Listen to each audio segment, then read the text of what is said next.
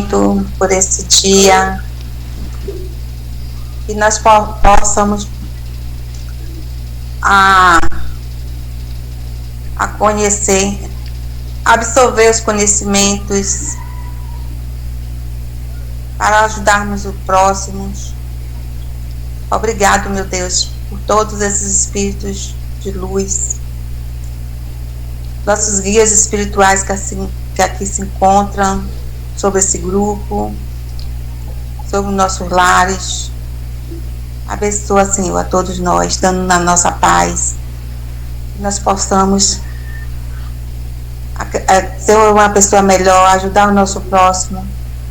Toma conta, Senhor Deus, de todos neste momento estão precisando estabelecer a tua saúde. Visita, Senhor, todos os lares, nossos irmãos que aqui se encontram, trazendo nossa paz e nos ajudando a nossa caminhada a seguir os teus caminhos, ó Pai. Gratidão por mais um encontro, que assim seja. Assim seja. Assim seja. Assim seja. Boa noite a todos, mais uma vez. Boa noite. Estamos fazendo um breve resumo, né, do capítulo 17, o romance de Alfredo, onde esse coordenador de um posto, do posto de socorro, bem próximo à crosta terrestre, junto com Ismália, que lhe foi sua esposa na encarnação, coordenam esse posto de saúde, posto de socorro espiritual, pertencendo à colônia Campo da Paz. E André Luiz desencadeia, né? Ele fala que tem 500 cooperadores, mas que não está dando conta. Ele está falando Aniceto, né? Porque devido à Segunda Guerra Mundial, que estava no auge ainda, ao 44, os pensamentos de medo, de ódio, todos aqueles pensamentos de conversa sobre a guerra, enfim, que giram em torno de qualquer guerra, principalmente uma guerra mundial, chegavam para eles. O pensamento é matéria, ideia é matéria. Quando eu imagino, é matéria. Emmanuel fala tudo isso. A imaginação é substância mensurável. Os espíritos cientistas do mundo espiritual estudam a mente, medem o pensamento, o peso, a vibração de cada nós. Então, isso que a humanidade passa abatida na Terra, no mundo espiritual, né? Essa matéria que envolve aqui, nesse caso aqui, é uma matéria de sombra, vibração baixa, densa.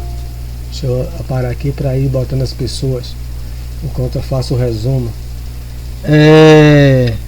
Ele encadeia o capítulo 17 ao capítulo 16, que ele terminou com a arte. Por que é que ele colocou esse capítulo aqui? A gente já vai entender que a experiência de Alfredo, aquele auto-intitula um romance.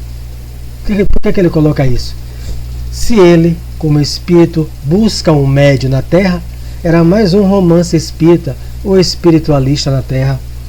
O médium escreveu o Romance de Alfredo, né? Um médium, um escritor encarnado, todo mundo é médium, que deseja criar diante de uma página em branco aquilo que André Luiz falou, a cerebração. Ele fica matutando o raciocínio, ele precisa produzir algo, a editora está cobrando, ele está focado, quer desenvolver um romance. Ele pode ir no mundo espiritual, você vê isso no livro Recordação da Mediunidade, encontrar-se com Alfredo. E se, né, não é o caso dele, se Alfredo dissesse, eu vou lhe contar minha história, contaria a história com maior detalhes do que aqui, né?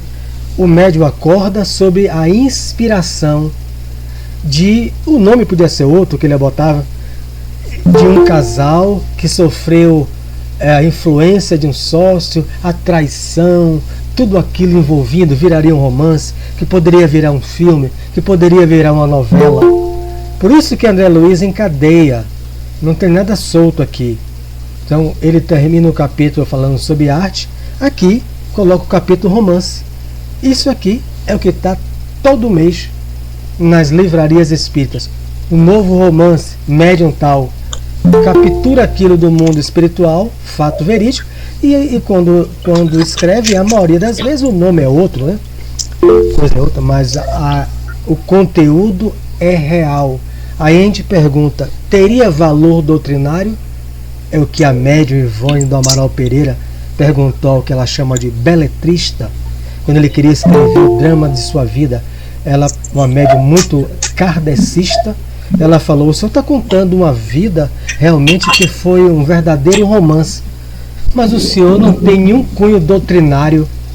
O senhor só fala de paixão, de ciúme, de traição. E o valor doutrinário? Do perdão, do amor, da influência. O espírito não tinha. Aí recusa, ele se melindra com ela. Ele fica observando se ela é realmente aquilo. 25 anos o beletrista acompanha ela para ver se ela vai receber o romance de outros. Está no livro Recordações da Mediunidade, Ivone do Amaral Pereira. Ele fica 25 anos em Bezerra permitindo ela sem saber, observando o comportamento moral dela. Por que me recusou? Eu não era espírita, eu queria contar minha vida. Eu vou ver se ela pega outro, né? Então veja como é. Por isso que uma coisa aqui não tem nada solto. Nada solto, né? Ô Mário, ela não poderia pegar o romance dele e fazer como muita gente colocaria o cunho espírita, mas a moral cristã. Iria colocar, então, uma fraude. Não é uma médium, ela colocou as suas próprias ideias na obra do outro, né? O que Kardec diz quando o médium é um mau intérprete? Quando ele coloca as suas ideias na ideia do outro. Então, não, mas não é isso não, Mário. Por exemplo, os romances, que pelo menos foi o que eu já ouvi assim, de Robson Pinheiro. Aí passa pela editora, passa pelo editor que vai colocar o cunho espiritual. O cunho espiritual quem coloca é o espírito.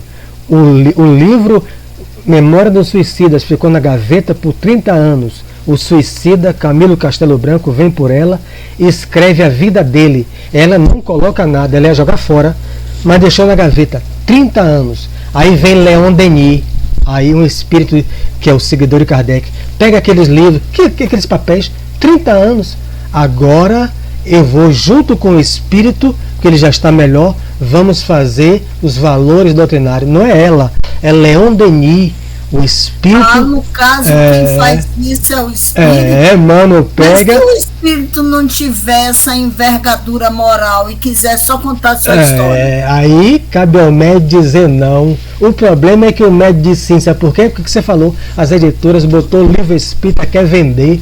Aí quando você olha aquele livro, água com açúcar, aquela coisa ali, é um copo e cola, sem sentido, que você pega aquilo ali.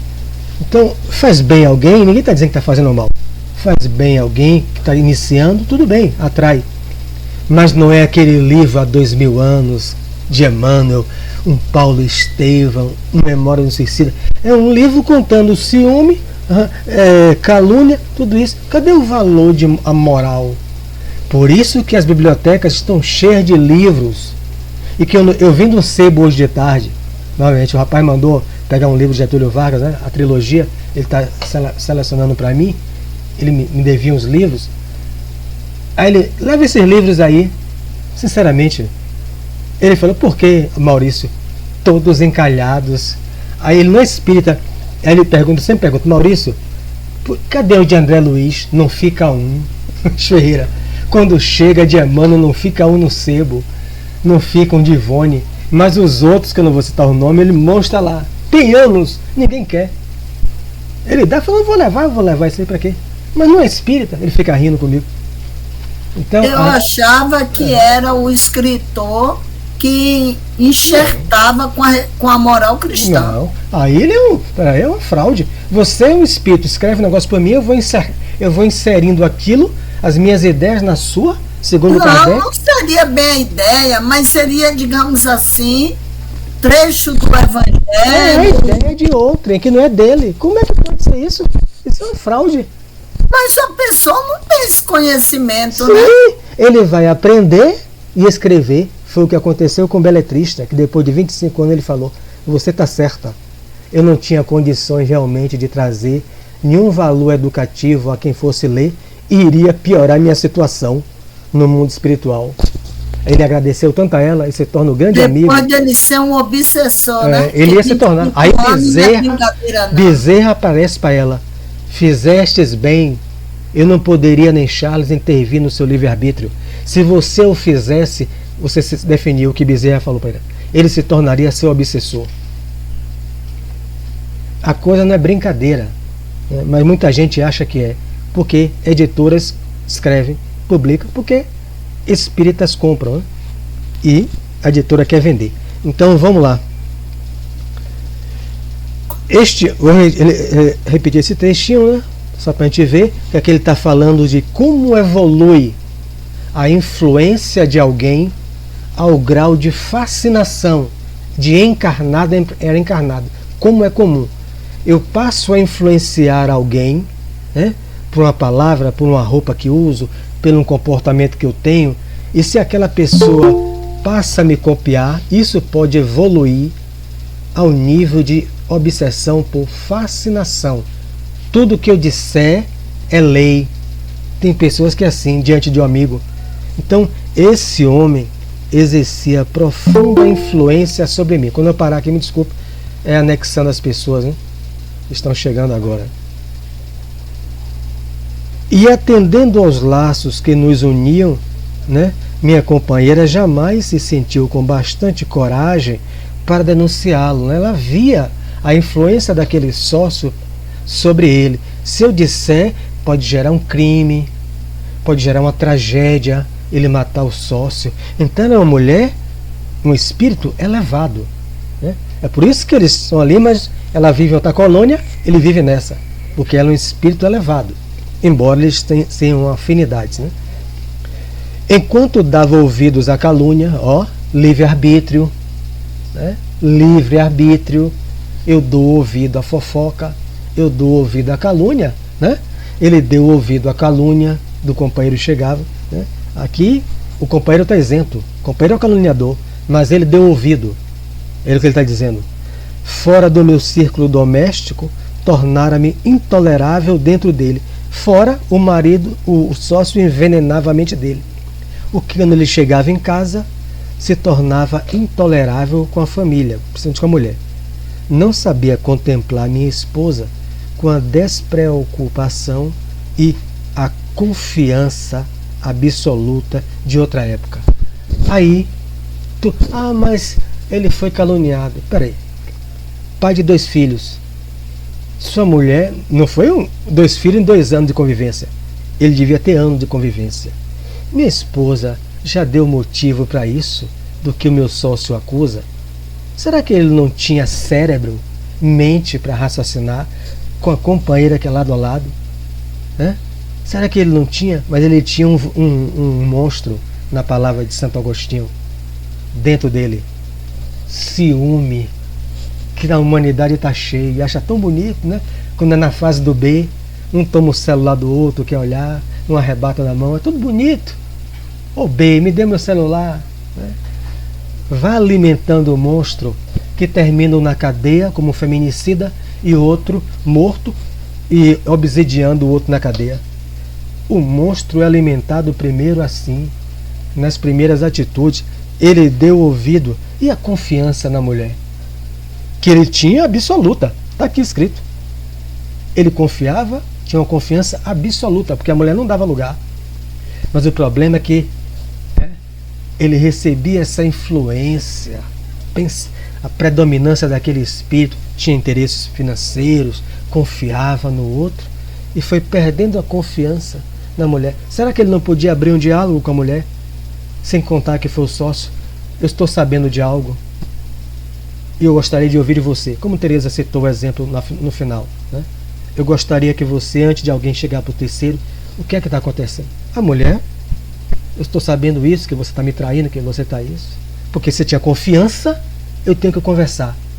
Traduza isso para um centro espírita.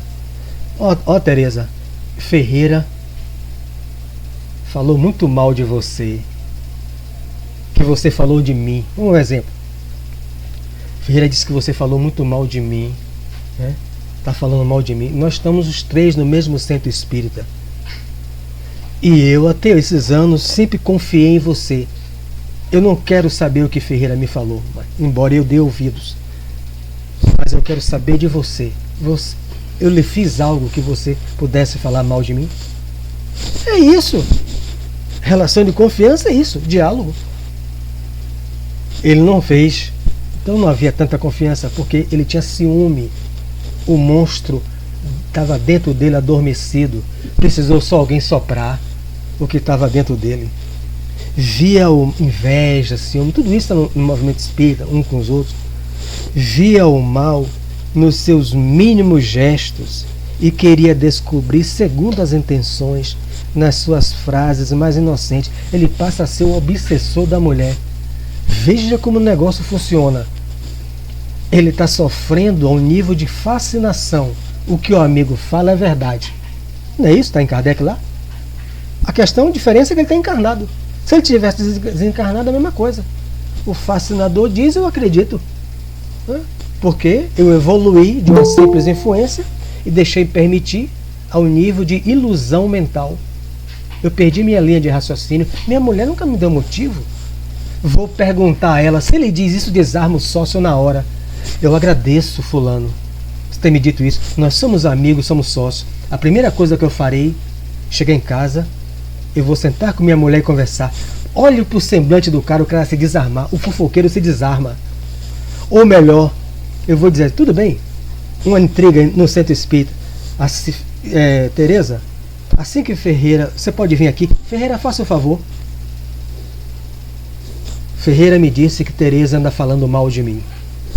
Correto, Ferreira? Se Ferreira foi calúnia, Ferreira se desarma na hora, Tereza. Ferreira vai buscar um buraco para entrar. Rapaz, não. Eu confio em você, Ferreira, tanto quanto eu tenho confiança na minha colega de centro. Vamos dissipar isso aqui. Tereza, o que é que ele fez para que você falasse mal de mim? Tereza vai dizer que não falou mal. Quem ia ficar com a cara mexendo e os olhos rodando, como diria minha velha mãe? Era Ferreira. Meu aluno aí, Ferreira. O caluniador seria desmascarado. Desmascarado. Para benefício dele mesmo. É isso que Kardec vai dizer no capítulo Contradições e Mistificações.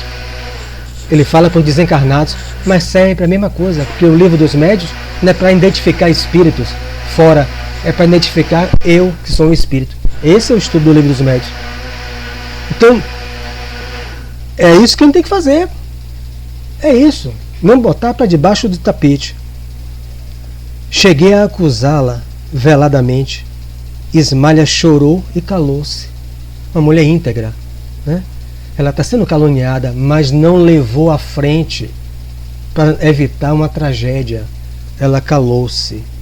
Por fim, nosso infeliz perseguidor subornou um homem de baixa condição que permaneceu certa noite ao lado de nossos aposentos particulares como vulgar ladrão às ocultas, sendo eu convocado à prova máxima.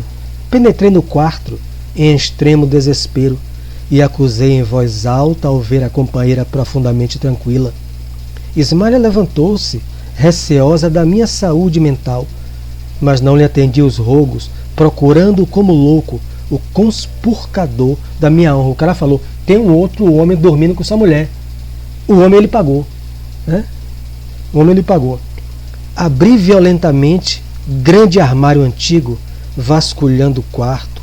Nesse instante, o vulto de um homem esgueirou-se na sombra no aposento próximo, e antes que eu pudesse agarrá-lo, no meu ódio infrene, saltou a janela, alcançando o pomar de nossa casa. Corri desesperado, detonando balas a esmo, mas nada consegui. Olha aí, ele é um homem, se na época, um homem comum. Hoje ainda está assim, guardava sua arma em casa. Por isso que ela não disse que o sócio estava paquerando ela, que o sócio estava fazendo isso com ela. Ele vai matar o sócio, vai destruir a paz da nossa família. O sócio falou que tinha um homem, né, que ele pagou. Ele saiu atirando e não pegou. Não pegou. O que é que ele ia fazer depois? Tentar matar a mulher. ser um feminicida, né? Aqui o que ele diz? Regressei ao quarto e, para cúmulo da calúnia odiosa, o desconhecido deixara atrás de si um chapéu novo, tudo programado, rigorosamente moderno, para que se acentuassem meus sentimentos terríveis. Meus olhos congestos, vomitando insultos, quis eliminar a esmalha, banhada em lágrimas a meus pés. No entanto, alguma coisa que nunca pude compreender na terra, no mundo espiritual ele compreendeu. Paralisou meu braço, quase homicida, o guardião dela, provavelmente, né? Vociferando blasfêmias, surdo aos rogos dela, afastei-me do lar, tomado de horror. No dia imediato, fiz valer meu direito exclusivo sobre os filhos e providenciei para que Esmalha, convertida em estátua de dor, fosse restituída à fazenda paterna. Imagine a vergonha da mulher. Ele vai dizer depois dos pais: sua filha é uma prostituta, ela me traiu, eu tenho direito sobre os filhos. Naquela época não tinha essas leis agora, né? Devolva a sua filha antes que eu a mate. E muitas vezes o pai ia apoiar. Como é que ela ficou com a família? Vergonha pro pai.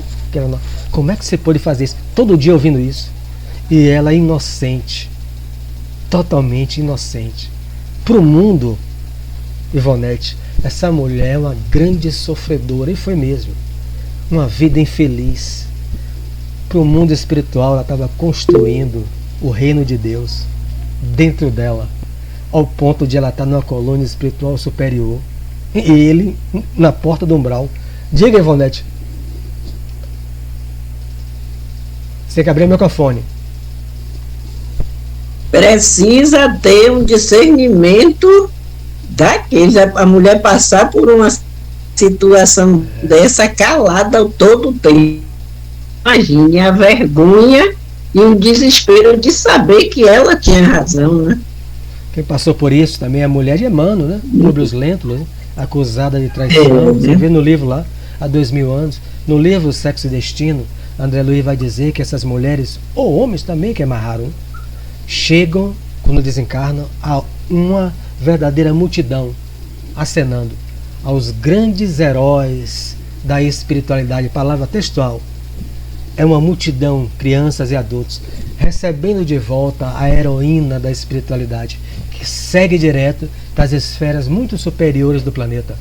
O problema é que a gente está aqui. O orgulho não deixa. O que é que a vizinha vai dizer, minha família? Que eu sou otária, que eu sou idiota, que eu sou imbecil. Né? E aí, ou faz também, ou trai também, né? Embora quando o IBGE chega diz que é cristão, né? Mas a gente diz que é cristão. Mas assim, Mário, eu acho que hoje isso aí foi mais em tempos passados, mas hoje a mulher, eu acredito que tem que dar um jeitinho para que ele saiba de alguma coisa. O diálogo, né, que está falando, né? Ela deveria dialogar com ele, né? Exatamente. Não fez. Procurar um jeito para que ele saiba. Ele é um homem uma violento. Grande provação essa dela. Ele é numa um violento. Sociedade extremamente machista, numa sociedade que a mulher aí por volta de 45 não tinha direito ainda a grande coisa, quase a nada, voltar para casa porque foi devolvida pelo marido, é praticamente fim de linha. Isso é comum. Mas mesmo agora, o que são os valores que ele está estudando? São os valores do amor, das virtudes. Isso não muda. Não tem época para isso. Porque senão Jesus está ultrapassado, tem 2000 anos, e os valores são os mesmos. Os valores são os mesmos. Agora, ninguém vai ficar tomando porrada, ninguém vai ficar sendo traído, sendo humilhado. A mulher emancipou-se, então dialoga, cada um vai ter que ser o jeito ali. Mas os valores são os mesmos. Do Cristo, do amor, do perdão. Ó, palestra domingo do Rádio Luz, né? Palestra de Teresa, o ofendido, quarta-feira. Não muda. Ali é Emmanuel cento e poucos anos agora. É o mesmo valor de Jesus há 2000 anos. Né?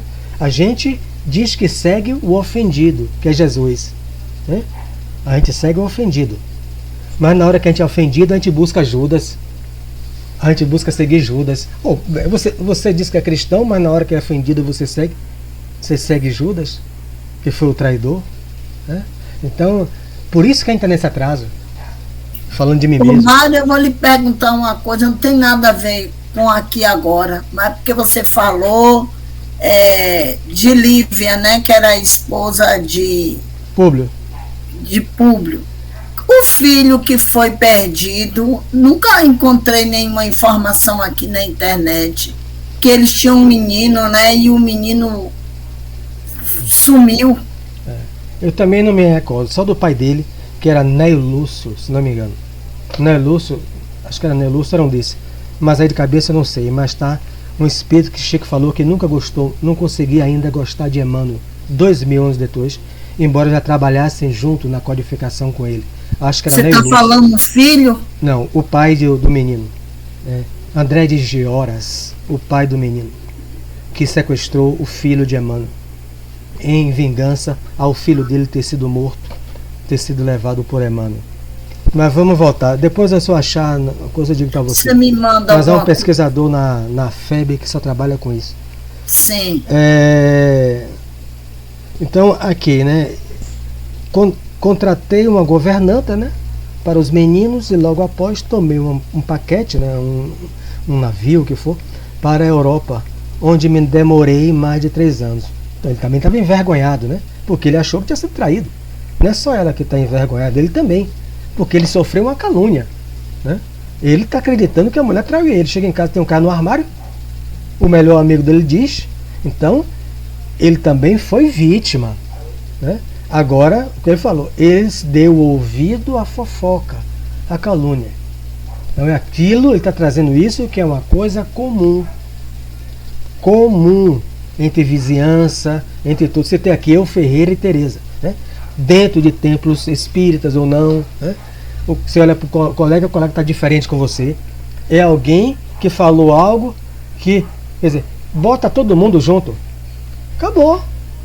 Você falou isso, pelo amor de Deus, não, você me falou que ela está falando, pronto, acabou. Aí ele foi lá, nunca me propus, aí o que ele falou, a chave aí, nunca me propus a verificações sérias. Por que não conversou com a mulher para verificar se o que o amigo estava falando era verdade? Né? E embora tivesse o espírito incessantemente atormentado, porque ele também se achou traído, que ele amava a mulher, ele também é vítima. Aqui é um louco, que é Paulo, capítulo 27, se não me engano. Esquizofrênico, enlouqueceu depois que ele chega no mundo espiritual e vai ser um futuro louco na Terra, né? Quando encarna. Então, humilhei os sentimentos mais íntimos, jamais procurando notícias da companheira caluniada. Esqueceu a mulher. Certo dia, recebi uma carta lacônica, né, na costa francesa, ele estava na França. Um parente dava-me informações da esposa. Após 2 anos, né, de separação, entre a saudade e o abandono, ele também tinha saudade dela porque ele amava, né? E ela também dele. Ismalha fora colhida pela tuberculose, ela definhou, depressão, novamente. Estou imaginando aqui, né? Falecendo em terrível martirológio moral, sem apoio da família, no mínimo, né? Ali sob a mancha, né? Chegar alguém, pô, sua filha não é casada? Como é que tá aqui agora a fofocagem dentro de casa, né? Ela tinha no mínimo que se recolher. Era assim, se recolher para o quarto, para que os amigos que não viessem visitar, a família, o fazendeiro, não visse a filha descasada. Imagine a filha de um fazendeiro descasada. Ela ficava isolada. O que levou ela a tuberculose. Uma vida sofrida. Uma vida feliz que se torna uma vida sofrida. Os dois saem juntos, com planejamento reencarnatório. Ela caminha no planejamento. Ele escapuliu pelo ciúme, pela coisa. Ele vai para o umbral, ela vai para o mundo superior. os valores íntimos são os mesmos. É porque a gente quer fazer tudo ao nosso modo. A gente quer fazer tudo ao nosso jeito quando chega aqui. O que a gente faz com isso a maioria das vezes? Decepção, tristeza. Quando chega no mundo espiritual, é tudo que a gente está lendo até aqui agora, de todas as experiências desses espíritos. Se é a fase do se eu não tivesse dado ouvido, se eu tivesse conversado, se já foi, meu amigo. Se é passado. Conjuga o verbo no passado, já foi. Você vai ter que ter outras experiências. Né? E as outras experiências agora vão ser um pouco mais sofridas. Né? Então, ele continua. Deliberei então a volta para o Brasil. Né? Fixei-me novamente no Rio, eduquei os filhinhos e conservei a dolorosa viuvez do desencanto do coração. Um homem só destruiu os dois, Paulo, porque ele viveu infeliz, nunca mais teve ninguém, porque ele amava a mulher dele. Ele acreditava que ela traiu, ele não conseguia perceber isso. Qualquer pessoa que ame o outro, né? Então ele é vítima também, ele é vítima. Né?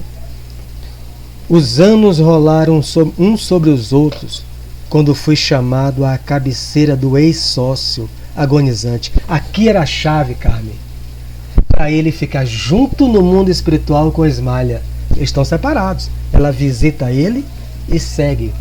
Né? Ele já falou sobre isso. Eles não estão juntos, que ele deu risada. Né? Aqui era a chave. Palestra de domingo de Sócrates lá. O perdão no réu de luz. Perdoar. Palestra de Teresa. O ofendido tem que perdoar. Como é fácil, Teresa, falar isso. Mas eu fui traído. Ele tem a certeza. Eu amo minha mulher. Como ela pode ter feito isso? O homem passa anos sem ninguém, remoendo isso, atormentado. Por que ela fez isso? Por que ela fez isso? Por que ela fez isso? Na cama o homem chama o sócio, morrendo. Aí chama ele, diz o quê? O infeliz em face da morte confessou o crime, a calúnia, o crime odioso, pedindo um perdão que, aí vem, infelizmente, não pude conceder. Não é infelizmente para ele, é aquilo que os doutrinadores, né, dizem ao espírito. Perdoa, meu irmão. Jamais perdoarei. O perdão não liberta, nesse caso aqui, Paulo, o caluniador. O perdão era o Red Bull, ia dar asas a ele, a seguir após a encarnação com a mulher dele. O problema é que a gente diz que é cristão, que segue Jesus, que até no momento da cruz ele perdoou, mas na hora que bate em nós, aí não tem perdão certo. A gente prefere caminhar de braços dados com Judas, com Barrabás, com o que for. Mas só na hora que o IBGE bota o papel, eu sou cristão. Viu? Cristão espírita, cristão evangélico, cristão católico, cristão tudo. Todo mundo vem com planejamento. E tem nessa essência, a gente sabe, ó, se não perdoar, não tem Red Bull. Você vai continuar caminhando pelo chão. Porque só quem dá asas é Red Bull. Né? Red Bull dá asas. E qual é o Red Bull da alma? O perdão. Ó, ele não deu. Pronto. Então, quando o doutrinador fala isso para o espírito, na mediúnica, ele quer que o espírito tome Red Bull e crie asas, se liberte. Mas e quem fez isso comigo, o ofendido? É a lagarta. Vai ter que caminhar se arrastando como o Sérgio e outro na encarnação, preso num corpo, se arrastando no solo. E você ganhou asas, meu irmão. Ganhe asas. Voe, não tenho forças. A maioria, o ódio é maior. Então, paciência. Ô, Mário, nesse caso, o Red Bull seria para o ofendido, né? É isso, é para ele. Aqui, infelizmente, ele não deu perdão. Era a chave. Que é fácil para eu e você falar. Porque ele que sentiu. Eu só estou lendo. Então eu estou falando que não seria, no meu caso aqui, diferente dele. Diga, Ivonete, ainda. Mas o que é que os espíritos esperam? Que eu seja diferente, se isso acontecesse comigo. A questão é, será que serei? Mário, eu acredito. Eu acredito, então, que esse Red Bull minha mãe recebeu. Sabe por quê? Porque ela, na idade mais jovem, ela tinha 4 filhos nessa época. Meu pai arrumou uma mulher fora de casa, né? Aí ela sofreu muito. Chegou, mas tempos atrás, mesmo depois que ele terminou, ela chegou a conhecer, era aquela pirraça, aquelas coisas todas, ela segurou ali. Não quis desfazer a família dela, e ele até a morte ficou com ela. Teve um dia, ó, chega, me arrepia, ela disse que foi para a rua, eu acho que foi na Avenida 7, isso aí ela ia passando, aí viu uma pessoa sentada no chão, aí disse que a mulher estendeu a mão, quando estendeu que ela olhou, era a mulher, a dita cuja. Aí ela disse que abriu a bolsa, pegou o dinheiro e botou na mão dela e seguiu o caminho. Não tenha Não dúvida. disse nada a ela. Ela deu o dinheiro a ela e seguiu. Rapaz, você vê aí, ó. Ela fez algum curso no Vale da Vida, no Raio de Luz de Espiritismo, para isso? Minha Não mãe, fez, né? não. Então ela vem comprar. Porque tem pessoas que dizem assim, mas não. A gente está no esquecimento, a gente não sabe, a gente não faz isso, a gente não coisa. A gente não precisa, como diz a irmã Rosália no capítulo 14 do Evangelho. A gente basta só amar. Então veja aí, Mas minha mãe tinha muitas atitudes de pessoa espírita. É isso que ela era muito diz, católica. O livro dos médios, os espíritas sem o saber, pelas atitudes. Esse que Kardec diz assim, textual. Sua mãe tomou, não foi uma garrafa só não. Sua mãe se embriagou de Red Bull. Com certeza, quando você chegar no mundo espiritual, você vai ver uma pessoa tão rejuvenescida e luminosa, que você vai dizer, onde foi o seu artista plástico, senhora, que fez essa cirurgia na senhora? Ela vai dizer o sofrimento e a resignação. Capítulo 5, minha filha. E minha mãe sofreu muito no Evangelho segundo o Espiritismo, está lá. Motivos de resignação, está lá no capítulo. Motivo. Mas a pessoa lê aquilo e na hora que bate na gente, eu vou mandar tudo pro espaço, porque eu quero é ser feliz. Como se a felicidade fosse da terra. Então, é assim mesmo, pessoal. É porque não foi com você. É assim que é porque não foi com você. É assim, mas você não está lendo o mesmo livro que eu. Essa sua mãe, um depoimento aí, sinceramente, que sensibilizou com certeza a todos nós, não só encarnados, mas desencarnados também. Porque uma pessoa que não está estudando como eu que preciso, ó, para que tiver um testemunho desse, os espíritos, está em minha cabeça, infeliz, ó, perdoa, miserável. Perdoa, porque sua mãe não precisou nada disso. E ela deu um exemplo. Na Terra ela é considerada como otária, mulher idiota. No mundo espiritual é uma grande heroína da espiritualidade. Você vai ver depois, quando você volta, chegar o seu dia. Mas a maioria quer ficar na Terra mesmo, hein? Tomou, levou, né? Traiu também. Vira lagarta, todo mundo caminhando de uma encarnação, como Emmanuel diz, círculos quase intermináveis de reencarnações no mesmo nível. Palavra de Emmanuel. Não sai daquela faixa de espírito. Não sai. Porque a pessoa não quer fazer isso aí. Porque é humilhação.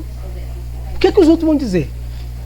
A vizinha lá do bloco na Fazenda Grande 1, o marido fica doente, não podia manter a amante, que ela descobre quando ele fica doente. Eu vi isso. Era em frente, a namorada minha. O que é que ela fez? Acolheu os meninos. E a mulher? Dentro de casa, os vizinhos, ao qual eu também, né? Eu não morava lá, mas namorava com a menina, dizia, isso sem vergonhice. Como é que uma mulher dessa aceita? O marido quase tuberculoso na cama, ela botou a amante e os 2 filhos. E ela cuidava com amor de todo mundo. E a língua da gente, ó, batia quando eu ia lá visitar a namorada. Todo mundo falava mal dela. No mundo espiritual ela vai estar em luz. E aqueles em sombra. Não tem outra. A cada um segundo as suas obras. Então, cansado, ele não deu perdão, né? Não pôde conceder. E não é fácil para ninguém, né? Talvez ele tomou um choque ali na toma. A situação aqui é dramática. O homem amava a mulher. O outro que ele tinha como um amigo irmão. vem dizer que fez isso tudo. Eu não sei que milagre ele não matou o homem ali mesmo. Vai, infeliz. Enforcou o homem. Né? Transformei-me desde então num louco irremediável. Imagine a cabeça, Lúcia. Você sabia que sua mulher morreu por uma calúnia que você acreditou, cara. Rapaz, o homem enlouqueceu, cara. Quase enlouqueceu. Porque você não tem mais como dizer. Porque ela já morreu. E o que eu faço? A cabeça... Porque se eu fizer uma calúnia a você estiver encarnada, Lúcia, e eu tiver coisa... Não, Lúcia está encarnada, eu tenho que pedir perdão. Pelo amor de Deus, me perdoe. Mas você já foi, e aí? Né? E aí? Cansado, envelhecido, procurei a propriedade rural dos sogros. Tem que avisar a família. Tentando reparar, digo, alguma sorte, a injustiça. Mas a morte não me deu ensejo e voltei para a esfera dos desencarnados em tristes condições espirituais. Ele tenta remediar com os pais, né? Mas a morte levou ele antes. Ele nem conseguiu falar. Ele não conseguiu. Tá vendo aí como é que é a situação? Piorou, como é que ele chega? Ele chegou arrasado no mundo espiritual. Arrasado. Nesse instante ele fez uma pausa, né? Para continuar comovido. Não preciso dizer que recebi de Ismalha todo o amparo de quem necessitava. Olha que mulher, cara. Ele chega e quem o ampara, como Emmanuel, Lívia e Ismalha. Como é que vai ficar junto com ele, cara? Não tem como fazer isso porque ela é luz e ele é sombra. Ela é luz e ele é sombra. Ou ela é céu e eu sou terra, como ele mesmo disse. Ela construiu dentro dela, pelo combustível da paciência, como a mãe de Rivonete, da fraternidade, da tolerância, luz. Ele edificou castelos de sombra. Quem está no alto vem ajudar a quem está em sombra. Senão o que seria da gente? Como ela veio ajudar ele. Seria? É isso. Todavia, infelizmente para mim, estávamos separados. Aí é a barreira vibratória. Não tem como fingir. André Luiz só via mamãe quando mamãe vinha ver ele. Mas mamãe morava numa dimensão superior. Mamãe vela por você, meu filho. Mas mamãe segue a evolução dela em outra cidade. Está lá no livro nosso lá. Né? Você constrói a sua. Você tem que subir até a mim. Não eu descer até você. Né? Não mereci a bênção da união sublime. Ismalha segue-me de perto, né? Porque ela ama, é espírito de luz, né? Mas tem residência num plano superior que devo esforçar-me por alcançar. Desde muito dediquei-me ao serviço do nosso posto de socorro. A chave que ele encontrou é o quê? É o que Kardec fala. Fora da caridade não há salvação. Qual é o mecanismo de eu conseguir chegar a Ismalha? Caridade. Fazer o bem para o próximo. Aonde? No pior lugar. Junto ao umbral. Não tem descanso, como ele falou. Eu quero lá. Eu ocupo minha mente, não enlouqueço. De tristeza. Então, no posto de socorro, consagrei-me aos ignorantes e sofredores. E minha Santa Ismalha vem até aqui, mensalmente, né? Uma vez no mês. É para estimular. Continua, meu filho, continua. Incentivar-me o bom ânimo e amparar-me nas... Ela vai lá, continua, meu filho. Caminha, meu filho. Caminha, continua, meu amor, o que for. Amparar. Tá difícil, porque eu encontrei Sérgio e Tereza, que dois espíritos que dão trabalho aqui no umbral. Eles estão me fazendo apurrinhar. Continua, meu filho. Eu sei que aqui são duas cobras. Carmen é meu amigo. Carmen é meu amigo, Carmen. É verdade. São duas cobras, mas você ajuda aquela que picou o homem lá no hospital.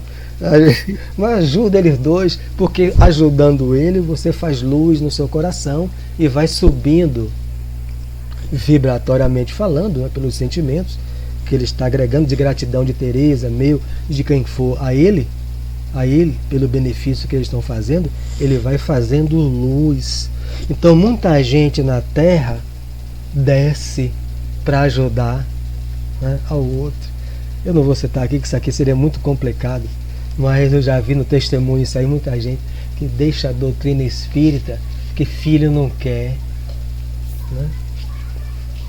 Deixa pra lá. E aí vai dizer, ao invés de eu estar naquela coisa que me Salvação ilumina, individual, a salvação individual. que me iluminar para ajudar o outro a vir até a mim, eu desço para junto dele. Eu desço. No mundo espiritual, quando eu chegar lá, vai haver uma consequência, né? Mas ele me deu muito trabalho. Quem mais deu trabalho do que a gente? A Jesus, né? Veio até nós, mas não se misturou com os meus defeitos. Ele E ainda dá, né? E ainda puro, dá. se manteve puro para nos ajudar a levantar, não para se misturar às nossas imperfeições, aos nossos caprichos, né? Então as pessoas, como a gente já viu, eu deixei por causa do marido que me apurrinhava e não aceitava. Aí você desceu, né, daquilo que você achava que era o melhor para você, a doutrina espírita, mas o marido era ateu, aí você deixou por causa dele. É isso que você vai dizer lá? Diga. Já vi na minha família. Vou deixar porque meu marido está solto no mundo para onde ele for ir atrás. Pronto. Quando chega lá, é a pessoa terra a terra, né? Ela perde a oportunidade de fazer luz dentro de si. Caminharão os dois em sombras até a próxima oportunidade. Não há dúvida quanto a isso. Mas não poderia ela transferir-se definitivamente para aqui? Aí já quer demais. Indagou Vicente, né? Tão impressionado quanto eu, com o romance comovedor. Ele cita novamente, isso é uma obra de arte, é um romance. Alfredo sorriu e falou: sei que Esmalha tem trabalhado para isso. Veja, o Espírito Amoroso, no livro Renúncia, tem isso. Que seu ideal de união eterna não é de alma gêmea, é de almas afins, é idêntico ao meu, atendendo à circunstância de estar o superior sempre em posição de dar ao inferior. É um espírito que conquista a humildade. A mulher dele é superior, ele é inferior. Mas não ignoro que ela foi advertida por nossos maiores das minhas atuais necessidades de esforço e solidão. Ele precisa ficar só, sem a presença dela, né? Para não amolentar o coração dele. Ele precisa lidar com o exemplo que eu dei, comigo e Tereza. Não é com a mulher dele todo dia, não. Eu dizer, eu quero é feijão. Aqui não pode, eu quero é abará.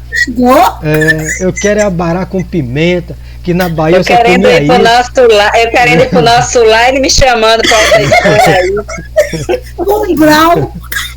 Preciso conhecer o preço da felicidade.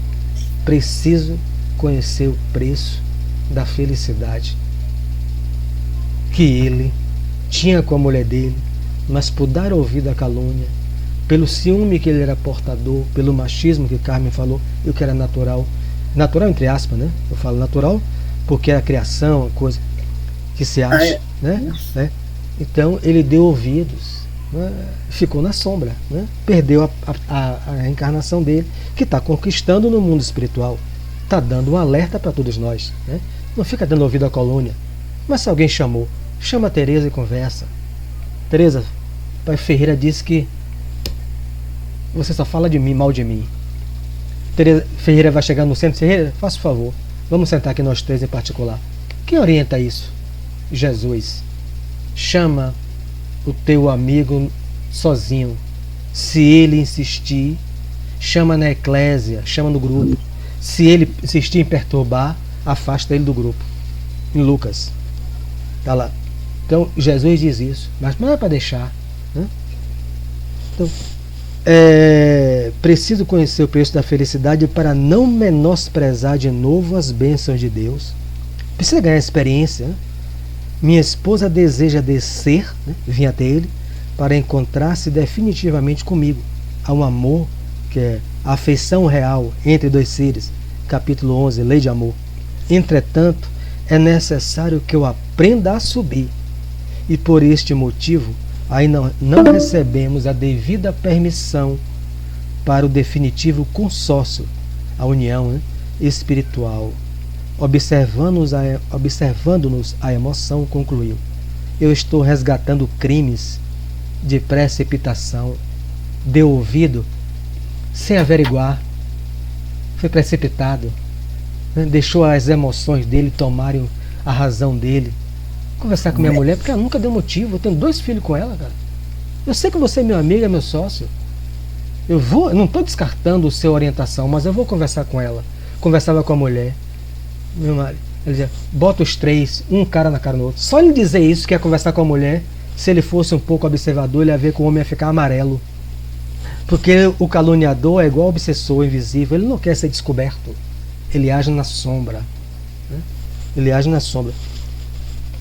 Pela impulsividade delituosa, ele foi tomado pelos impulsos, né, das emoções, perdi minha paz, meu lar e minha devotada companheira.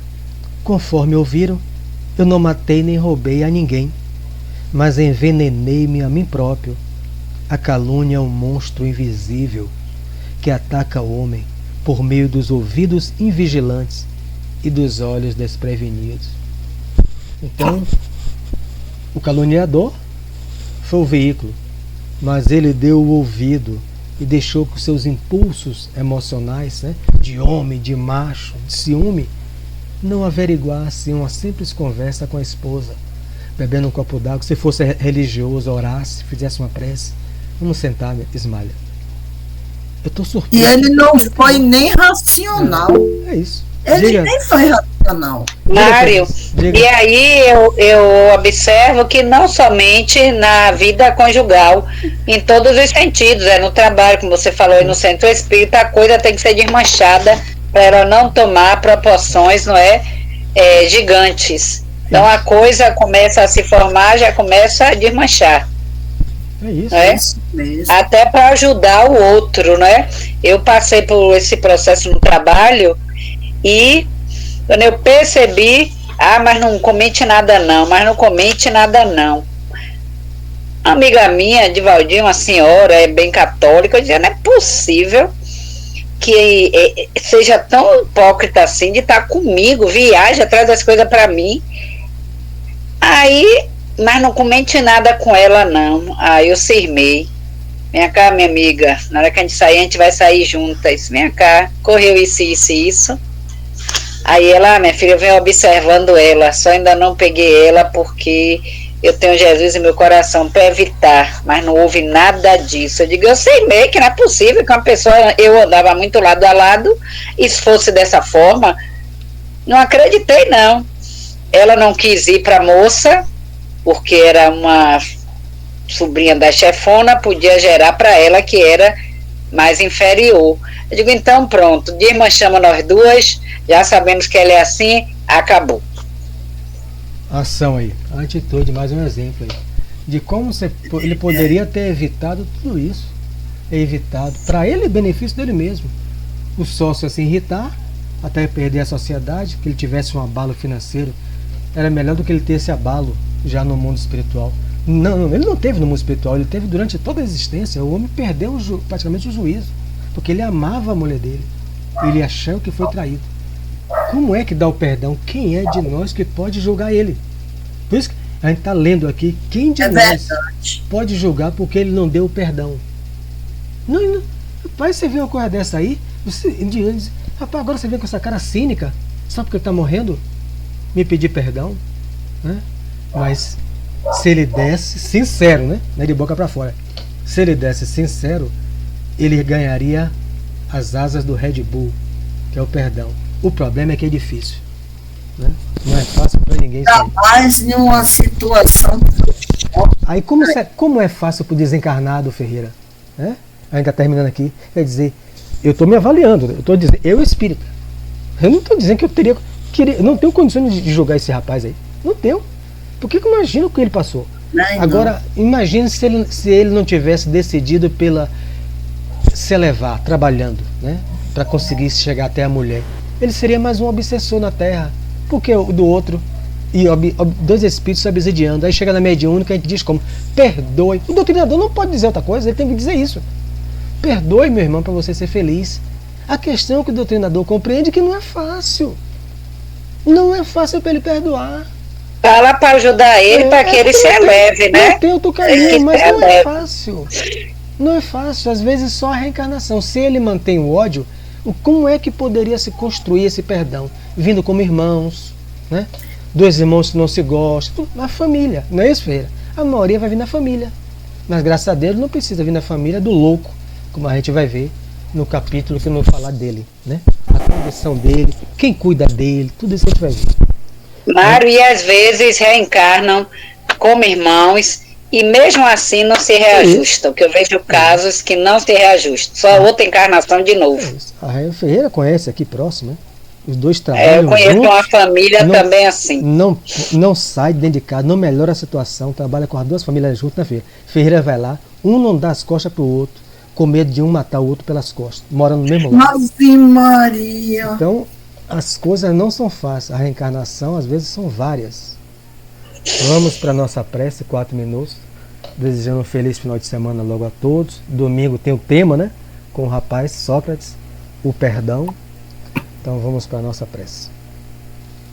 Agradecer a presença do Cristo entre nós, porque graças ao exemplo dele, a gente já consegue pelo menos rogar forças quando nós somos ofendidos, a gente tem a força de perdoar, mas com absoluta certeza, e cada um sabe de si, não é fácil para ninguém, diante de algumas situações que porventura passamos, mas que pelo menos nós já tenhamos forças para não ofender ninguém.